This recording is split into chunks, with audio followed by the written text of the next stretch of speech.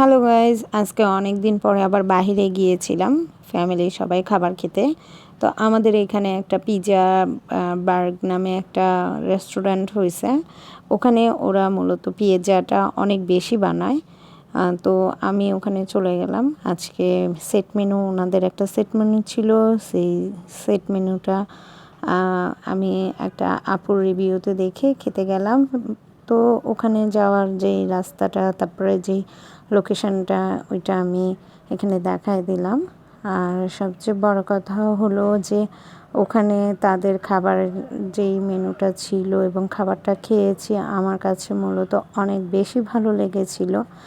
আসলেই খাবারটা অনেক বেশি ভালো ছিল। তো এটা হলো এই যে পিৎজা বার্গ আমি যেটা বললাম। তো আমরা সবাই ওয়েট করতেছিলাম ওখানে খাবারের অর্ডার দিয়ে। মোটামুটি 3-4টা ফ্যামিলি ছিল।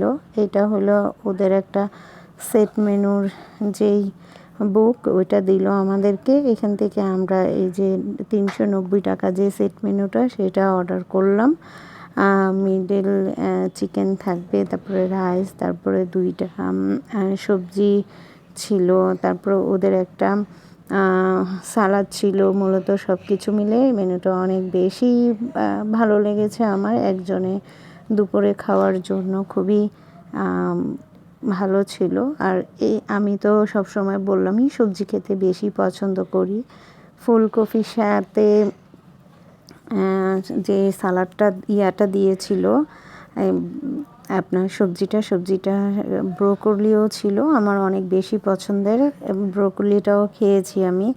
গাজর, ব্রোকলি, তারপরে ফুলকপি অনেক বেশি ভালো লেগেছে। এটা চাইনিজ সবজির সাথে মাশরুমও ছিল।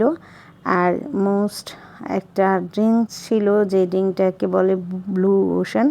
তো ওই ড্রিঙ্কটা অনেক বেশি মজা লেগেছে। মোট কথা সব কিছু মিলে আমাদের কাছে ভালো লাগছে। খাবার এত বেশি মজা বা এত বেশি বাজে ছিল না, তবে অনেস্টলি বললে ভালো ছিল।